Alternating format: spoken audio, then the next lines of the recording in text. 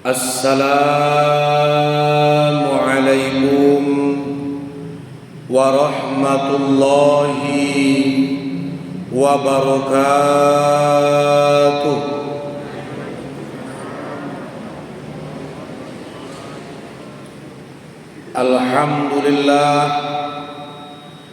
Alhamdulillahilladzi faddala bani Adam bil ilmi wal amal ala jami'il alam.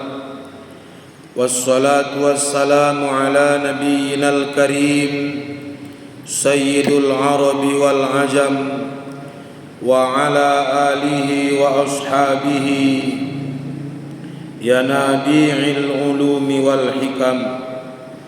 Rabbi shrah li sadri wa yassir li amri wahlul 'uqdatam min lisani yafqahu qawli.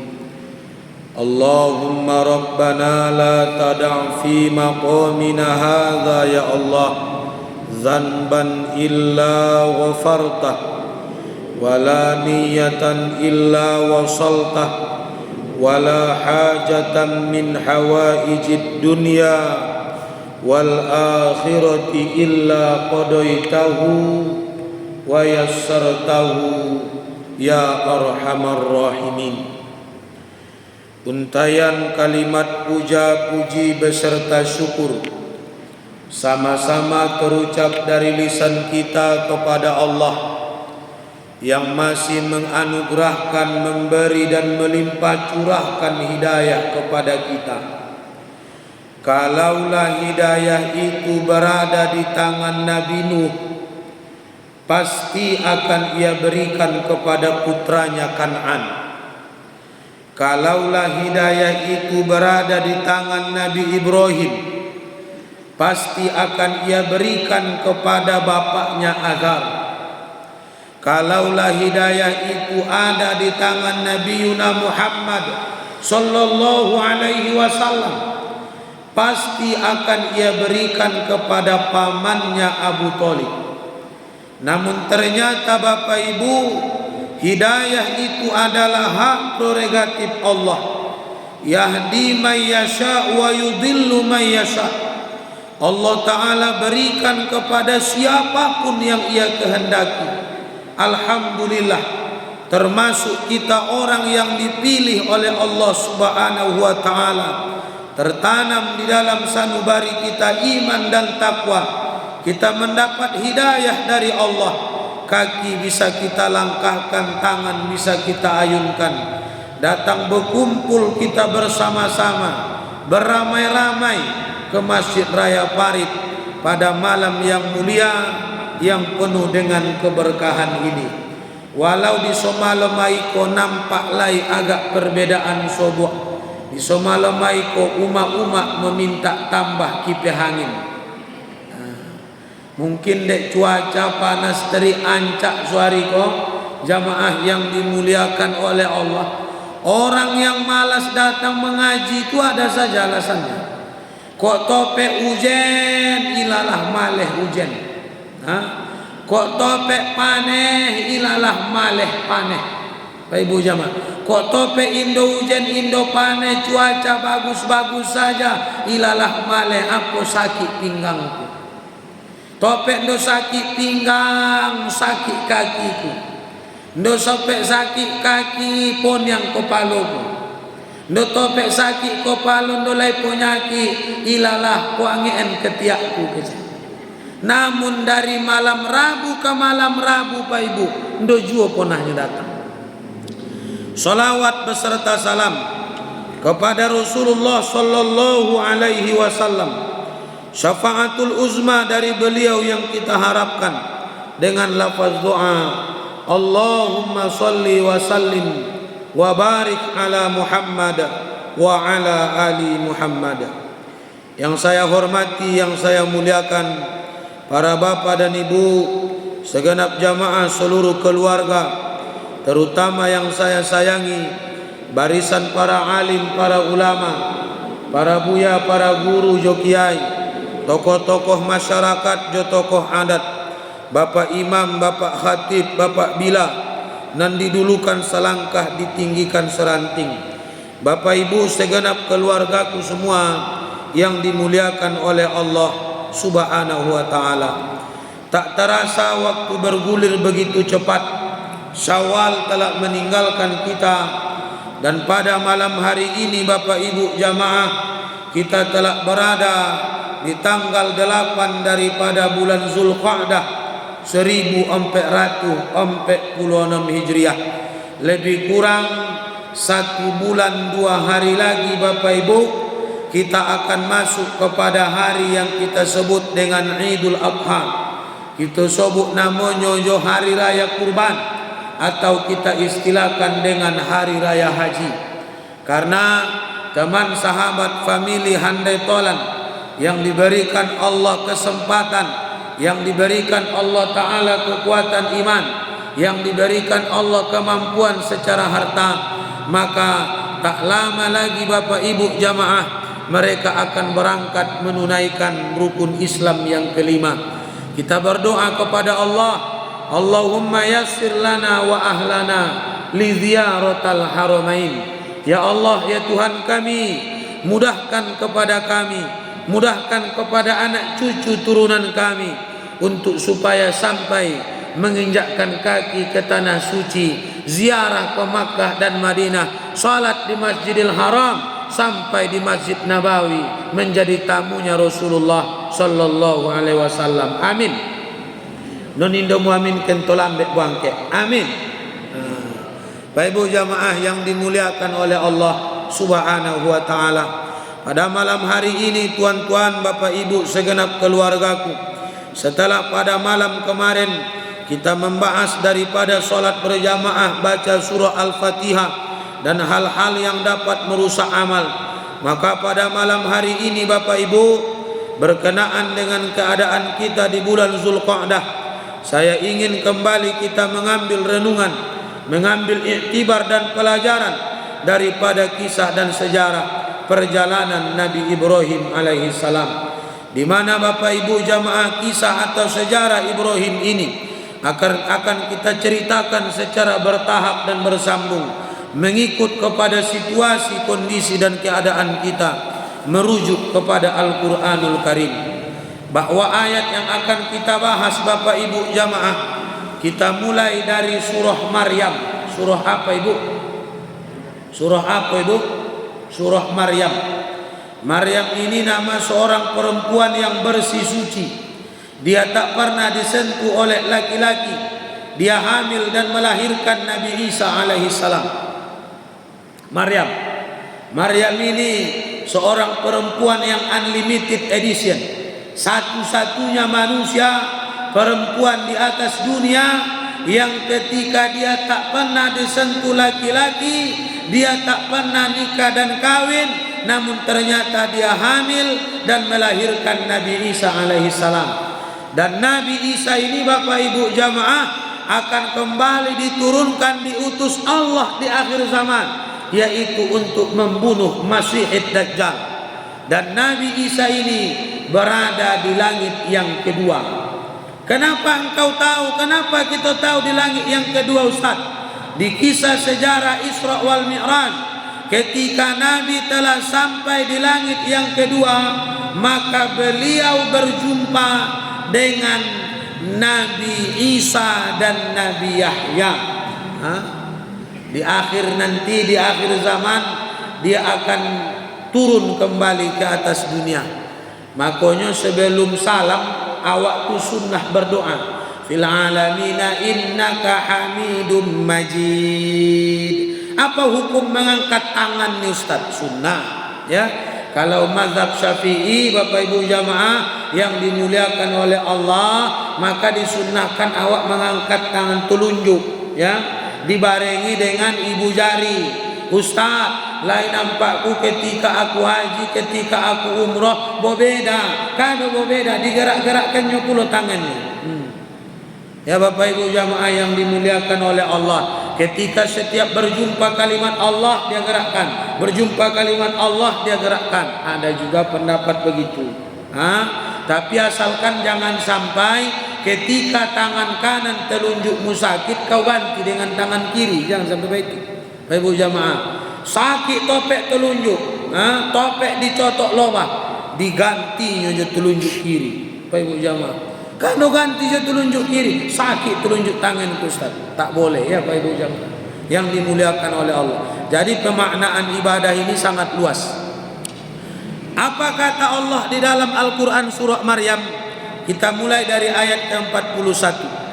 Wa dzukuru fil kitabi Ibrahim innahu kana siddiqan nabiyya iz qala li abihi ya abati lima ta'budu ma la yasma' wa la yubsir wa la yughni anka syai'a. Mohon maaf kalau suaraku tak semerdu suara Ibunda Qoriah tadi. Dihayati bacaan Ibunda Qoriah kita cakap, tegak bulu kudu awak. Bapak Ibu jamaah yang dimuliakan oleh Allah. Semoga baik bagi kita yang mendengar, bagi beliau yang membaca, dapat pahala yang luar biasa kita naknya. Anak cucu turunan kita pandai mengaji, pandai melantunkan ayat suci Al-Quran, menjadi ahli Al-Quran naknya insyaAllah. Amin. Karena banyak sekarang orang sudah mau menikah belum pandai baca Quran. Diantarkan ke kuah, dibisik-bisiklah ke Pak Kodi, tukang menikahkan, tukang tes baca Quran. Apa bisik-bisiknya? Kok mau ngaji beko kul huwallah suruh baca. Ajaknya kul huwallah linyu dapatnya. Bapak Ibu jamaah yang dimuliakan oleh Allah. Kok topek di kuliah ayyuhal kafirun do dapat lain. Qul ya ayyuhal kafirun la a'budu ma ta'budun wa la antum 'abiduna ma a'budu wa la ana 'abidun ma 'abadtum wa la antum 'abiduna ma a'budu wa la ana sampai potang sudah lupanya simpang lakum dinukum waliyadin. Jadi Bapak Ibu jamaah, apa kata Allah Subhanahu wa taala? Wazkur fil kitabi Ibrahim. Kita bahas dulu materi sebelum nanti bahas pertanyaan yang masuk ya. Karena ada pertanyaan yang masuk kepada kami. Wazkur fil kitabi Ibrahim. Wahai Muhammad, ceritakan kepada mereka, sebutkan, sampaikan kepada mereka fil kitabi Ibrahim, tentang kisah dan sejarah daripada Nabi Ibrahim. Nabi Ibrahim, dia betul-betul seorang nabi, betul-betul seorang rasul yang mendapat keutamaan dari Allah Subhanahu wa taala yang berderajat Khalilullah. Khalilullah. Kok Nabi Musa kalamullah, kok Nabi Isa ruhullah, kok Nabi Muhammad Habibullah, kok Nabi Ibrahim Khalilullah. Ya. Jadi Nabi Ibrahim ini termasuk nabi yang luar biasa, mendapat gelar, mendapat pangkat derajat namanya Khalilullah.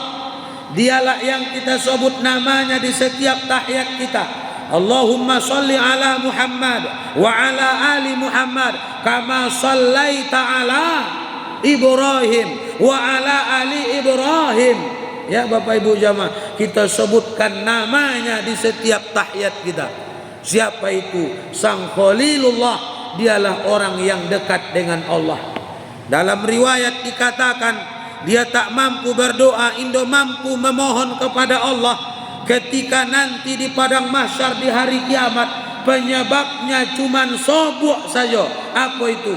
Pernah Ibrahim berdusta seumur hidupnya. Apa dustanya itu? Ketika ditanya oleh Raja Namrud, siapa yang menghancurkan daripada berhala ini Ibrahim? Apa dijawab Ibrahim?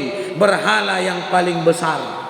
Dutonon sobok tu, Bapak Ibu jamaah, takutnya Bapak Ibu jamaah untuk berdoa kepada Allah. Berbeda dengan kita. Kita tak sedikit. Dalam kisah kehidupan Nabi Ibrahim, 2 kali dia berdusta seumur hidupnya. Coba tunjuk tangan. Non 2 kali berdusta seumur hidup. 2 kali suai non banyak. Ini Bapak Ibu jamaah yang dirahmati oleh Allah.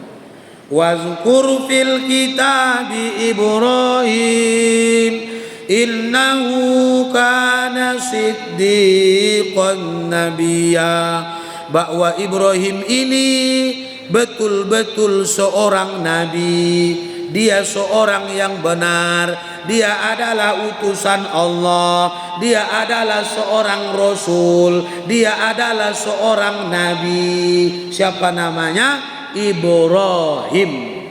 Apa yang ingin disampaikan tentang Ibrahim?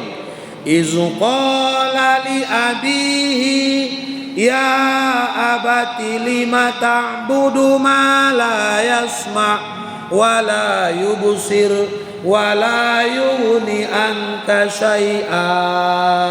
Pada saat itu bapak ibu, ibu, walaupun angin colek lagu kesikon, ini bapak ibu jamaah, walaupun dokone kalian kipeh, aku Ustaz Malik ku datang mengaji kado, ndot kone ku aku kipeh nyontun, podokek ku ibu tu kipeh nyontun bak kone. Apa kata Allah Ta'ala? Iz qala li abihi, ketika itu Nabi Ibrahim berkata kepada bapaknya Azar. Berkata kepada bapaknya Azar, apa kata dia? Ya abati, wahai ayahku sayang, oh ayahku tercinta, lima ta'budu ma la yasma' wa la yubsir wa la yughni anka syai'a. Wahai ayah, kata Ibrahim, lima ta'budu ma la yasma', kenapa engkau menyembah sesuatu yang tak bisa mendengar? Kenapa engkau menyembah sesuatu yang tak bisa melihat, yang tak bisa menyembah, yang tak bisa memberikanmu sesuatu apapun? Karena Azar ni ayah Ibrahim ni tukang patung, tukang pahat, tukang buat berhala. Wahai ayah, kenapa engkau masih menyembah sesuatu non Indo bisa mendongak, Indo bisa mencolek, Indo bisa menolong dirimu? Engkau mematung, membuat patung, membuat Tuhan sesembahan. Kenapa mesti engkau menyembahnya? Kenapa bukan engkau langsung yang disembah? Kenapa engkau menyembah sesuatu non Indo bisa menolong dirinya? Dari ayat ko ompek pelajarannya Bapak Ibu. Ompek pelajarannya. Apa yang pertama? Yang pertama kewajiban dakwah. Ya. Mengajak daripada orang terdekat, orang terkasih yang menjadi keluarga senaungan atap di rumahmu, untuk supaya engkau ajak dia takut dan taat kepada Allah, menyembah Allah Subhanahu wa taala. Ku anfusakum wa ahlikum nara, jaga dirimu, jaga keluargamu daripada api neraka. Ibrahim mendakwah sang ayah, dan kita pun diperintahkan untuk dakwah. Jadi dakwah ini bukan cuma tugas para ustaz, dakwah ini juga bukan tugas para guru, bukan cuma tugas para nenek mama, alim, jo ulama. Tugas dakwah ini bukan cuma tugas daripada orang yang di-SK-kan, yang ditunjukkan. Setiap diri pribadi, individu, terutama para kepala keluarga yang memimpin keluarga, mesti menyampaikan dakwah. Bapak Ibu jamaah yang dimuliakan Allah, kejahatan tak akan habis walau bebuih muncung menyampaikan dakwah kajian. Kalau diharapkan hanya kajian di mimbar-mimbar, di majlis-majlis ilmu, bagaimana menyentuh hati orang yang tak datang di majlis? Kalau hanya para khatib yang berkhutbah di hari Jumat, banyak yang tak sampai dakwah. Setiap orang, setiap diri, setiap pribadi mesti menyampaikan dakwah. Wahai kau para ayah, wahai kau para orang tua yang mendengar kajian ini dari pengarah suara Masjid Raya Parit, kubah besar mewah yang ada di Pasaman Barat, ku sampaikan kepadamu bahwa tugasmu lah menyampaikan dakwah agama, menanamkan iman dan takwa ke setiap hati anak-anak, istri dan keluargamu. Ya, pada hari ini kejahatan meningkat, kezoliman ada di mana-mana.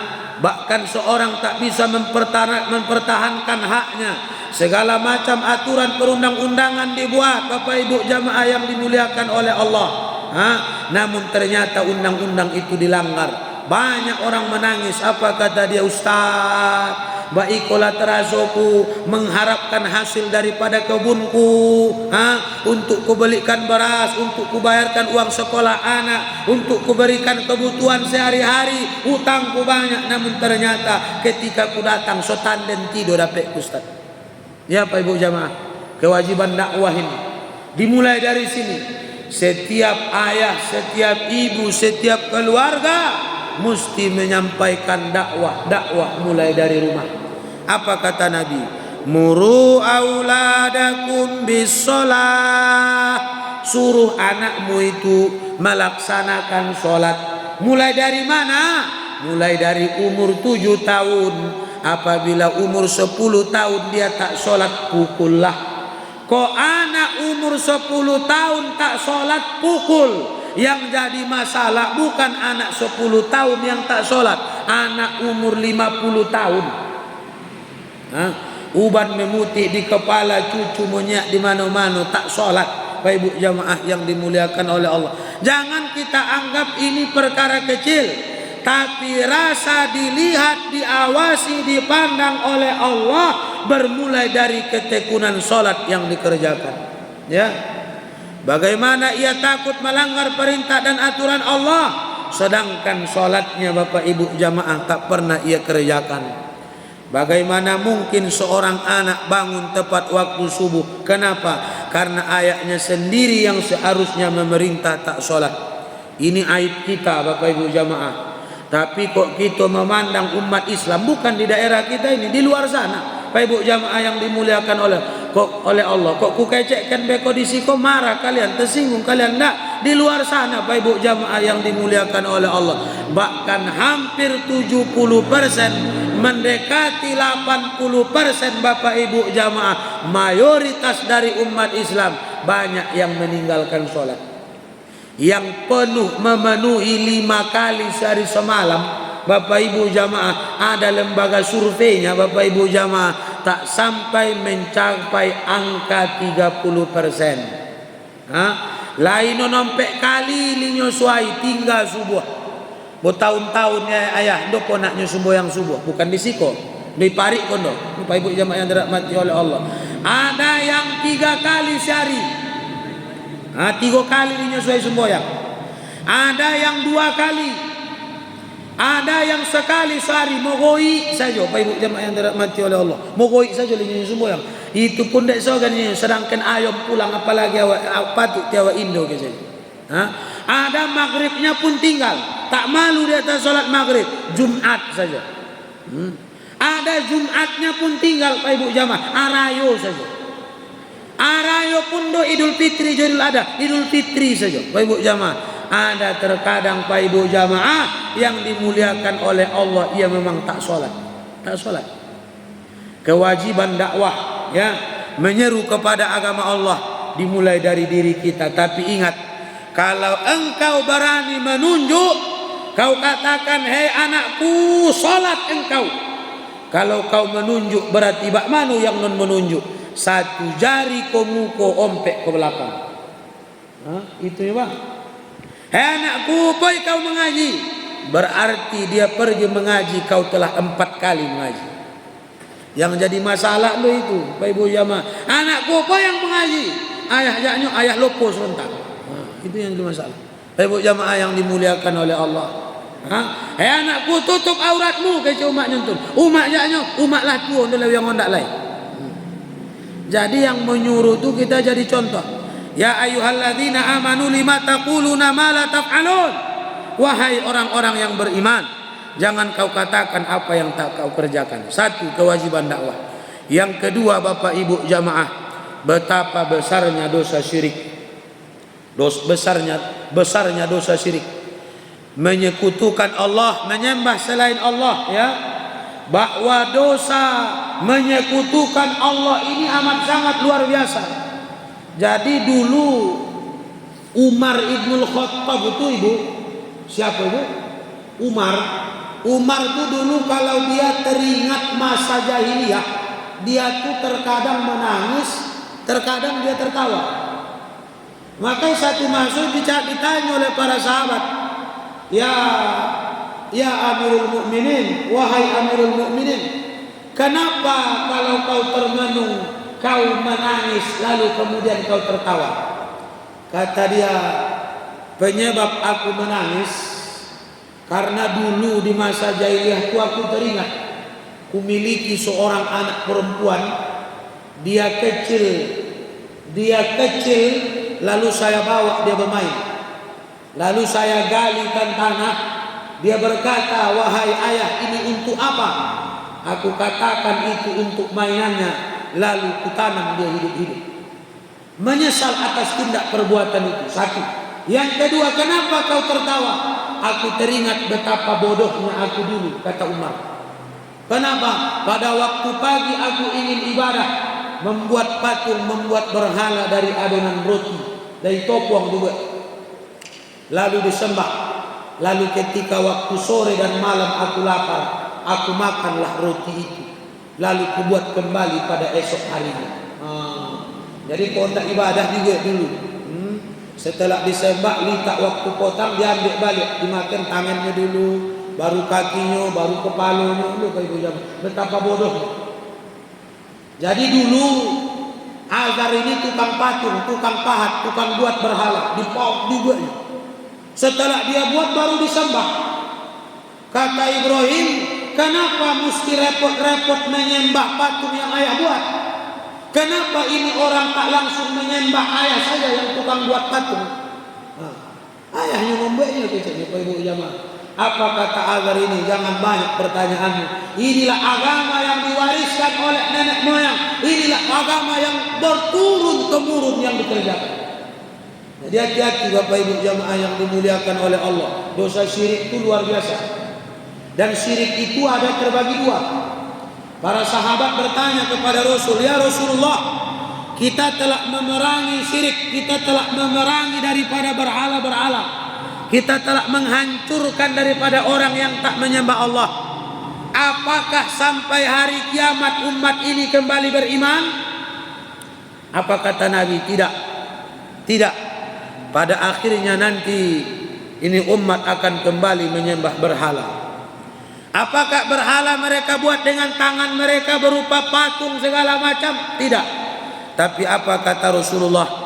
Dinar-dinar mereka, uang-uang mereka, harta-harta mereka menjadi Tuhan mereka. Perut mereka menjadi Tuhan mereka. Jadi syirik di sini terbagi kepada dua, Bapak Ibu jamaah. Syirik kau terbagi dua. Yang pertama namanya adalah syirkul akidah. Apa syirkul akidah ini Bapak Ibu jamaah? Meyakini ada kekuatan selain kekuatan Allah. Ya, kita mesti menjelaskan ini. Meyakini adanya kekuatan selain kekuatan Allah itu syirik. Ya, kita yakin dan percaya sesuatu itu ada kekuatan selain kekuatan Allah, syirik. Contoh Bapak Ibu jamaah yang dimuliakan oleh Allah Subhanahu wa taala. Ketika awak nak pindah rumah, ikut contoh itu. Contoh ya. Ketika awak nak pindah rumah, lalu awak adalah keyakinan segala macam bahwa di tompek tu ada urusan mistik-mistiknya, jin setan hantu balau segala macam. Diambillah ayam putih, putih kakinya, putih berimbiangnya, putih bulunya, putih ciriknya. Dia Bapak Ibu jamaah, putih darahnya disembelih lah. Maaf cakap itu. Menyembelihnya tidak dengan menyebut nama Allah, daging tak dimakan, haram Bapak Ibu jamaah. Membuat pajangan, baik itu foto kiai atau apapun segala macam, ketika awak berdagang dengan meyakini itu ada kekuatan, itu syirik. Laya awak punya cincin pusaka, turun temurun dapat di atas gunung Kosomen Bapak Ibu jamaah. Kok topek sidang di pengadilan, kok iko dibawa jo diompehkan ke meja akan monang, kok topek dibawa ke Minang Kodusi, doken tahen Kodusi, mesti langsung inyo yoken. Itu bahaya Bapak Ibu jamaah. Tapi Ustaz, saya pajang foto ulama, bukan karena meyakini ada kekuatan di situ. Lantas apa? Karena mahabbah, karena saya cinta. Ini pernah diperdebatkan ya Bapak Ibu jamaah yang dimuliakan oleh Allah. Contoh, ada satu warung kedai, dibuatlah wajah ulama atau ongku soleh ke curang. Dia Pak Ibu jamaah, kalau atas dasar mahabbah cinta kepada ulama tak masalah. Tak masalah. Tidak masalah. Di rumah dibuat tak masalah. Bapak Ibu jamaah, aku Ustaz dek cintanya, dek sayang segala macam, ku buat patungnya. Kalau patungnya haram. Ya. Kalau membuat patung gambar di rumah tu tak ada kurangnya kecuali nyawa, itu haram Bapak Ibu jamaah yang dimuliakan oleh Allah. Haram. Tapi kalau ada kurangnya, contoh burung cendrawasih sobolak linyo nampak, maka ada ulama yang membolehkan. Ada Bapak Ibu jamaah yang dimuliakan oleh Allah. Yang kedua namanya adalah syirkul ibadah, menyembah selain Allah. Poiko kayu godang, poiko batu godang, diage sesajen segala macam, poiko kuburan segala macam disembah, dipuja-puja, dipuji-puji, segala macam diperbuat. Apa kada dibuat baiko? Karena dia meyakini mengibadahi selain Allah, maka itu adalah dosa besar. Dosa besar.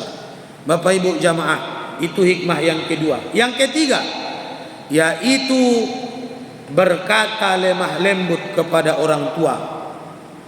Ibrahim itu nabi, bapaknya itu kafir, ya. Namun Ibrahim berkata lembut. Walau ayahnya kasar, dia berkata lembut. Apa kata Ibrahim?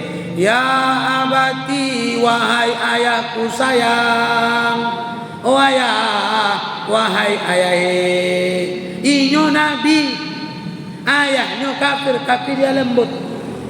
Kepada orang tua ini lembut berbicara, jangan kasar. Ada anak ini tak peduli dia perasaan ayah umat, inyo kasar, meminta sokonda hati. Kau umat dua alangan mengorek, oriontangnya ayahnya bertenju. Bapak Ibu jamaah yang dirahmati oleh Allah, ya. Kepada orang tua ini lembut, jangan kasar. Bak manapun solatmu, bak manapun baca Qur'anmu, bak manapun ibadahmu, termasuk yang paling besar dosa yang kau kerjakan itu kasar kepada orang tua. Ya, kasar kepada orang tua. Umat Muhammad kok spesial. Kok kita mengojoken dosa, balasannya isuk kok di akhirat. Beda jo umat Nabi Nuh. Umat Nabi Nuh mereka ingkar dikaramkan Allah. Umat Nabi Lut dijungkir balikkan Allah. Umat Nabi Musa mereka ingkar dibuat Allah yang tu jadi koro.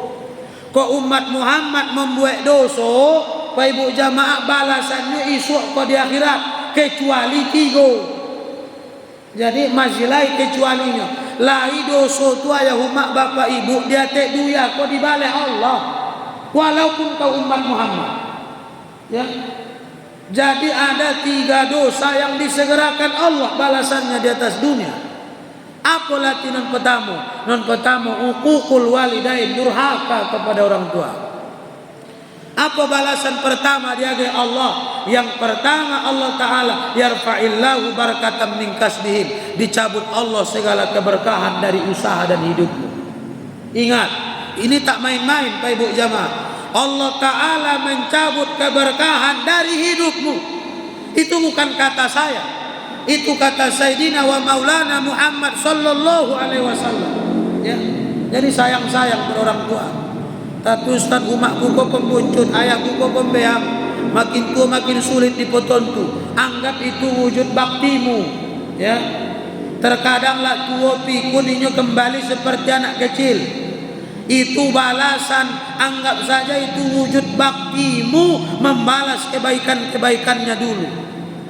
Jadi ternyata ada anak ni keberatan dia merawat orang tua, ada di parik Kotina Nindolai. Mulai dulu zaman Nabi lai anak bayi tua. Apa katanya? Datangnya ke Nabi. Kata dia, ya Rasulullah, aku mengadukan betapa buruknya akhlak ayahku, kata dia. Kepada Nabi. Bagaimana akhlak ayahmu? Dia datang ke rumahku, mengambil makananku sekehendak hatinya, mengambil uangku sepuas hatinya, mengambil pakaianku manapun yang ia suka. Aku mengadukan kepadamu ya Rasulullah.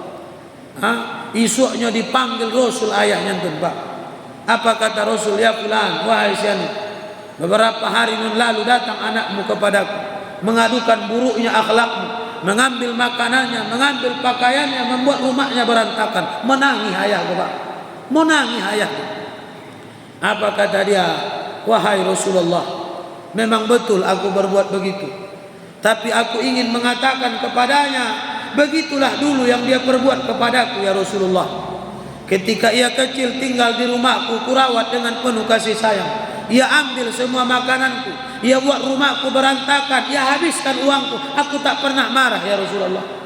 Tapi ketika dia besar dewasa, aku lemah tak berdaya, dia tak pernah mengacuhkanku ya Rasulullah. Tak pernah ia mengacuhkanku ya Rasulullah. Jadi Pak Ibu jamaah sayang-sayang kita kaya umat. Jadi walau setiap tahun pernah saya katakan, saya pernah menangis menerima pertanyaan seorang jamaah itu.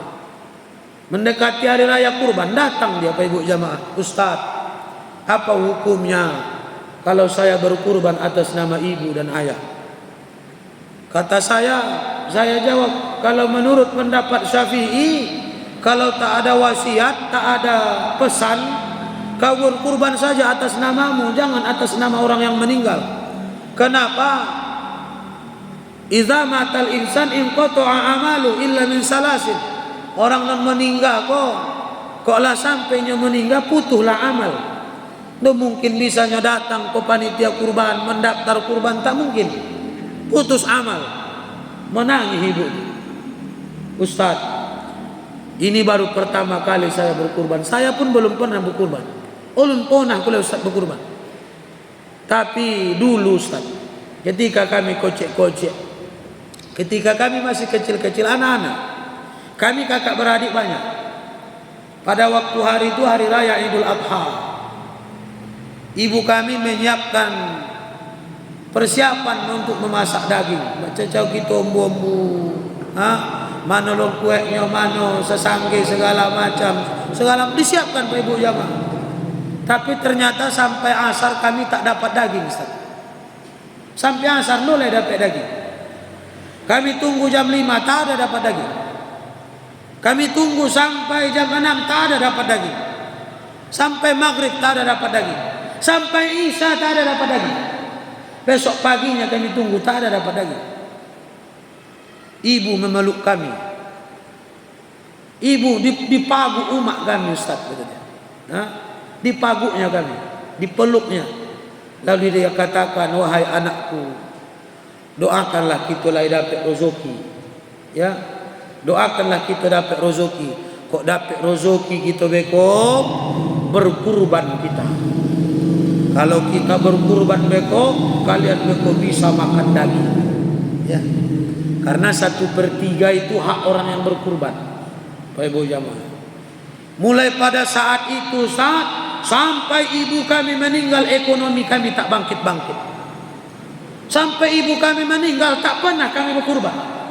Indo pernah kami sekali pun tidak pernah berkurban. Sampai kami besar, saya berkeluarga, adik saya berkeluarga. Pada hari ini alhamdulillah lah diagih Allah lah di kami rezeki, bisa kami mendaftar untuk bisa menjadi seorang peserta kurban.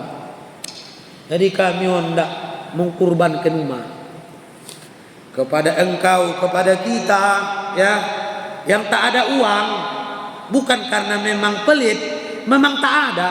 Berbeda pelit jo, memang tak ada. Kalau memang tak ada tu tak ada, Bapak Ibu jamaah yang dimuliakan oleh Allah. Berbeda jo pelit. Kok pelit tu bak mana? Aku Ustaz mulai untuk berkurban, tapi membeli kebun lain. Ini Bapak Ibu jamaah yang dirahmati oleh Allah. Aku Ustaz mulai untuk berkurban, tapi membeli motor cukup. Ini Bapak Ibu jamaah yang dimuliakan oleh Allah. Aku Ustaz mulai untuk berkurban, tapi untuk kebutuhan yang lain Bapak Ibu jamaah yang dimuliakan oleh Allah. Ada orang perhitungan ibadah. Manolah jawi non paling kuruhnya, ini Bapak Ibu jamaah. Kuruh ceking tulang belulang, Bapak Ibu jamaah yang itulah dipilih. Mendaftar poinnya ke Pak Panitia, mak iko berapa pokoknya? Iko 5 juta Pak, iko godang mahal. Yang iko berapa? Iko 4 juta. Iko berapa? Iko 3,5. Iko berapa? Iko 3 juta. Iko bapa iko 2 juta 800. Indo lejaknya ogo 1 juta 200. Kecil dia Bapak Ibu jamaah yang dirahmati oleh Allah. Maka doa itu ando cukup kepiang tulang belulang saja Bapak Ibu jamaah yang dimuliakan oleh Allah. Dalam padu itu konda hatinya kuat pula namanya disebutkan. Pas waktu menyomboleh lupa tukang somboleh menyebutkan namanya Bapak Ibu jamaah. Apa keceknya ulang balik somboleh. Kata ulang balik. Doang sebutkan namaku. Kalaupun tak dia sebut kurban Musa, aku tak disobuknya tapi ku suruh ulang balik. Dia apa? Kurang kuat disobuknya namaku. Putuh kaji Bapak Ibu jamaah. Ya, kurang kuat disebut nama. Jadi hati-hati ya. Bapak Ibu jamaah yang dimuliakan oleh Allah Subhanahu wa taala. Sayang-sayang kalian kepada orang tua. Sayang-sayang. Akan ada masa waktu menangis darah kau rindu dia tak ada. Ya. Datang hari raya Idul Fitri, Idul Adha, kau ingin bersantap kurban bersamanya, dia tak ada. Kemanapun kau pergi dia tak ada. Kenapa? Karena dia telah dipanggil oleh Allah Subhanahu wa taala. Jadi Bapak Ibu jamaah, sayang-sayang kepada orang tua. Lalu kemudian yang terakhir Bapak Ibu jamaah, bahwa ketika dakwahmu ditolak jangan kau marah. Ketika dakwahmu tak disenangi orang jangan kau benci. Memang sejak dulu begitu, ya. Si pembencimu itu akan selalu benci. Apa kata Azar? Ketika Ibrahim berkata lemah lembut, kata dia, qala araghibun anta an alihati ya Ibrahim.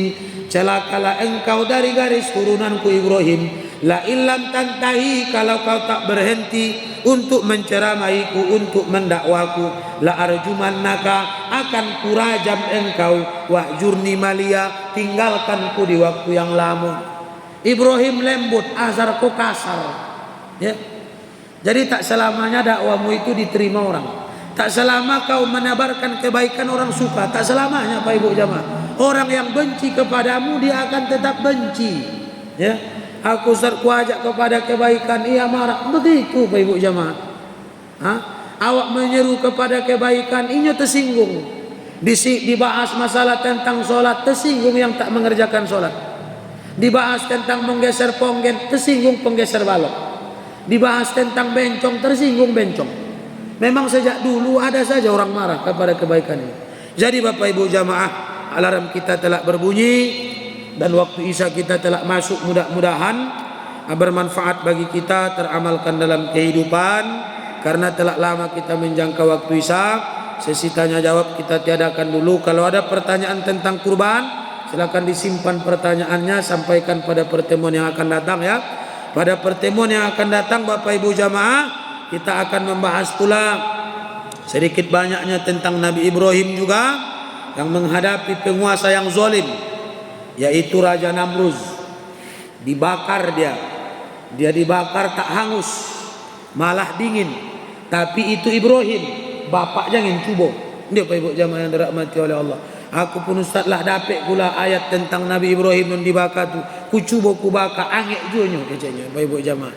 Berbeda awak jo Nabi Ibrahim Bapak Ibu jamaah yang dimuliakan oleh Allah. Bak mana selengkapnya kita hubung dan kaitkan beko dengan kurban. Demikian yang dapat saya sampaikan. Tetap hadir, ajak mengajak, imbo-imbo kita ramikan pengajian kita ko Bapak Ibu jamaah, sehingga insya Allah tegaklah amar ma'ruf nahi mungkar di negari parit yang kita banggakan dan kita muliakan ini. Wabillahi taufiq wal hidayah, ila liqa'i ma'as salamah. Wassalamualaikum warahmatullahi wabarakatuh.